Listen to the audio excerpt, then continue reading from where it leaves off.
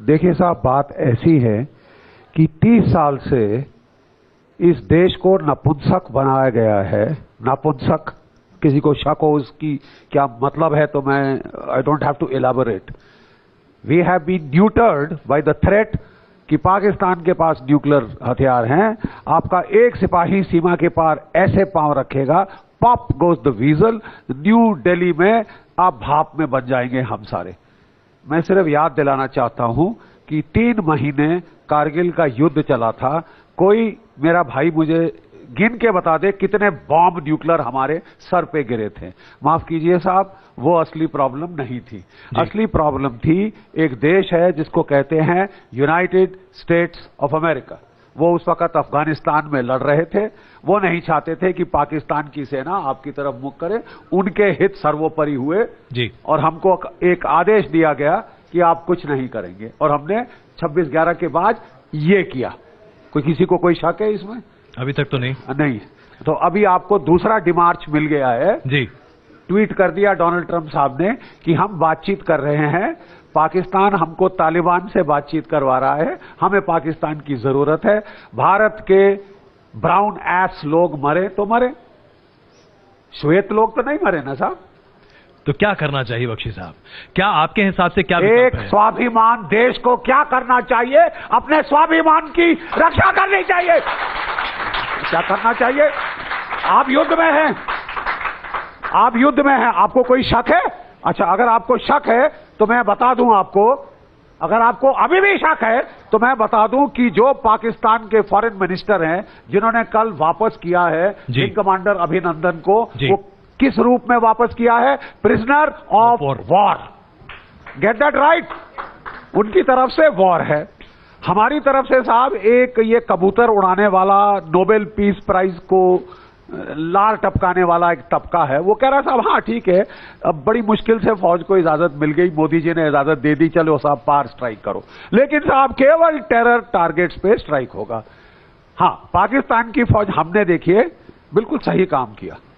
Just war theory says कि साहब your response should be proportionate जी, जस्ट एंड प्रोपोर्शनेट। ठीक है साहब? तो हमने पाकिस्तान में कहां स्ट्राइक की? हमारे 12 मिराज 2000 जहाज गए, हमारे 4 सुखोई 30 साथ थे, हमारे एवैक साथ था, और शायद इलेक्ट्रॉनिक सप्रेशन एयरक्राफ्ट भी साथ थे। ये सारा पैकेज 80 किलोमीटर पाकिस्तान के अंदर घुस गया और बालाकोट कैंप को स्ट्राइक किया, जो कि जैश ए मोहम्मद का कैंप है। ठीक है साहब? जवाब में क्या हुआ साहब? पाकिस्तान ने दुनिया को बोला जैश ए मोहम्मद पाकिस्तान की फौज है, आप हिमाकत कैसे कर सकते हैं उसे छूने की। उसने अगले दिन हमारी फौज के 1 ब्रिगेड हेडक्वार्टर, 1 बटालियन हेडक्वार्टर और 1 एमुनेशन डंप पे हमला किया। उनकी बजी पड़ी थी क्योंकि हमारी वायुसेना भी उतर आई मैदान में, तो उनके बम दाएं बाएं गिरे। ये तो किस्मत की बात है ना साहब। लेकिन आज हमें लोग कह रहे हैं कि ये हिंदुस्तान की फौज तो फालतू है, अगर ये मर गए तो इनको तो तनख्वाह मिलती है। तो साहब डी एस्केलेट होना चाहिए, क्योंकि अमेरिका से आदेश आ चुका है, डोनाल्ड ट्रंप साहब बोल चुके हैं डी एस्केलेट होना चाहिए। मैं आपको एक लास्ट चीज बोल दूं, ठीक है साहब? क्योंकि मैं जरा, जो भी जनरल साहब होते हैं उनको तनख्वाह मिलती है 6 महीना आगे सोचने के लिए। बिल्कुल, आप समझ रहे हैं मैं क्या कह रहा हूं? General is paid to think 6 month ahead. Platoon commander उसी की लड़ाई लड़ता है, वो 1 घंटा आगे की लड़ाई, कंपनी कमांडर इत्यादि। इस चेन में कम से कम 6 महीने आगे सोचना चाहिए। अमेरिका अफगानिस्तान से जाना चाहता है, वो अपनी एक जान भी और फालतू नहीं देना चाहता, वो अपनी जानों की कदर करते हैं।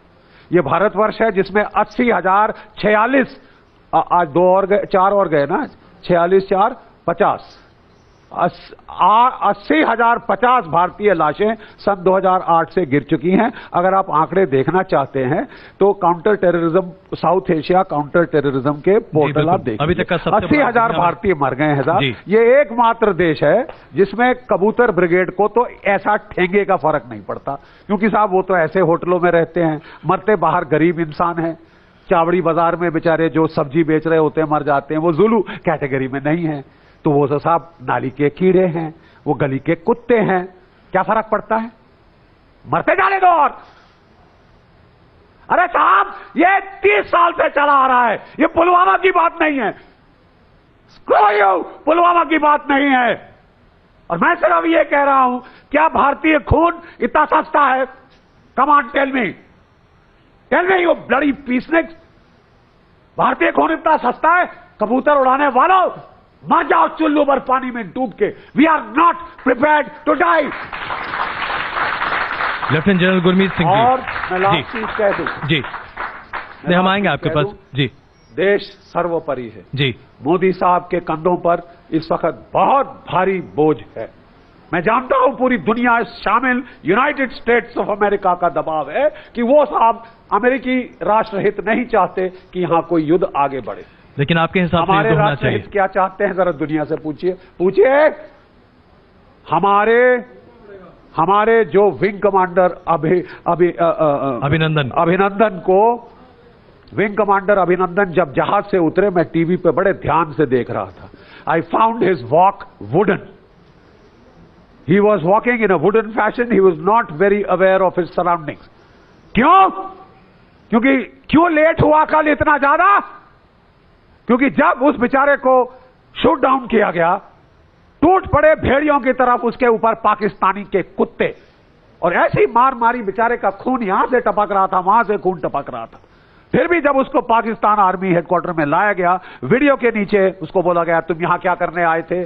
उसने बोला, जनीवा कन्वेंशन के मुताबिक आप केवल मेरा नाम, नंबर और रैंक मुझसे पूछ सकते हैं, दैट्स ऑल। जी बिल्कुल, उसने वही बताया। कल रात को एक वीडियो आपने देखा है जी, क्योंकि पता चला कि साहब पूरे देश में विंग कमांडर अभिनंदन एक हीरो है, तो इन्होंने कहा हिंदुस्तान की नाक रगड़ो। पाकिस्तान के प्राइम मिनिस्टर उड़ के आते हैं लाहौर में, और वो टॉर्चर के ऊपर, मैंने एक प्राइम मिनिस्टर को कुत्ते की तरह, एक कोतवाली का तो शायद कर दे टॉर्चर किसी आदमी को जो उसके कोतवाली में है, लेकिन मैंने किसी प्राइम मिनिस्टर को आते नहीं देखा कि साहब इसको अब जरा आईएसआई के हाथ सौंपो, क्योंकि पाकिस्तान की फौज इसको गवा नहीं सकी।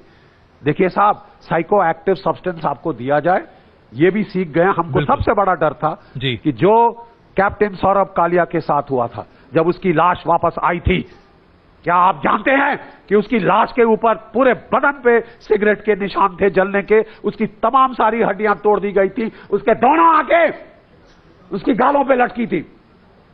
दे had been gouged out. We didn't want this to happen to our boy. इसलिए हमने धमकी दी, हमारी पूरी सेना तैयार हो गई थी, अरे तुम इस बार ही हाथ लगा के देखो। ठीक है साहब, तो वो हालत पतलून ढीली हो गई और उन्होंने छोड़ दिया कि हमारी डिप्लोमेसी की बड़ी भारी जीत है। बड़े साहब, हमारे शहंशाह, फील्ड मार्शल, हमारी फॉरेन मिनिस्ट्री में, मैं बस खत्म करके मैं जा रहा हूं साहब, एक मिनट। जी हाँ जी, मैं कह रहा हूं कि हमारे शहंशाह हैं हमारी फॉरेन मिनिस्ट्री में, जिन्होंने 30 साल हमको लड़ने नहीं दिया, 30 साल लड़ने नहीं दिया है। बोले साहब मरते जाओ मरते जाओ मरते जाओ, न्यूक्लियर बैकड्रॉप है, आप उसको रूबिकॉन क्रॉस नहीं कर सकते। देखिए साहब, मेरा इस वक्त परामर्श है, उसको साइको एक्टिव ड्रग्स दी गई हैं हमारे सिपाही को, ताकि खिल्ली उड़े उसकी पूरे देश के सामने। एक शरीफ फौजी जिसने एक घटिया MiG-21 40 साल पुराने से एक F-16 से लड़ गया और उसे मार गिराया, 4.5 जनरेशन फाइटर, उसको वो बदनाम करना चाहते हैं, उसको वो बदनाम करना चाहते हैं, और वो चाहते हैं कि साहब इसकी खिल्ली उड़े, इसके देश की खिल्ली उड़े, हम सब की खिल्ली उड़े। इसके लिए सुपरवाइज करते हैं उसका जो है बड़ा sophisticated torture. Psycho active substances have been injected into wing commander Abhinandan. Now मैं लास्ट में सिर्फ ये कहूंगा, मोदी जी आगे देखिए, प्लीज आगे देखिए। 6 महीने बाद तालिबान का राज काबुल में हो सकता है। सारी तालिबान किस तरफ आएगी साहब? कश्मीर की तरफ, आपकी तरफ। आप उसके लिए इंतजार करना चाहते हैं? आप अभी हुर्रा बोल के खत्म करना चाहते हैं, फिर गले लगना चाहते हैं? नहीं साहब, हम नहीं लगना चाहते, हम नहीं लगना चाहते। और इस समय ऐसा है जी, भारत की जनता बड़ी ताकतवर है, तो हम युद्ध के लिए, आपके हिसाब से हम युद्ध के लिए तैयार हैं बख्शी साहब? बड़ी ताकतवर है, आपके हिसाब से हम युद्ध के लिए तैयार। लास्ट में जस्ट लास्ट 2 वर्ड्स, मैं एक पुराने भूतपूर्व सैनिक की हैसियत से, मेरी बड़ी छोटी हैसियत है, मैं 2 स्टार जनरल हूं, ये सब 3 स्टार। ठीक है साहब जी। मैं बड़े छोटे सिपाही की हैसियत से मेरा परामर्श ये है, Modi ji, this is not the time to deescalate. जो आपने बड़ा हिम्मत वाला काम शुरू किया, take it to its logical conclusion.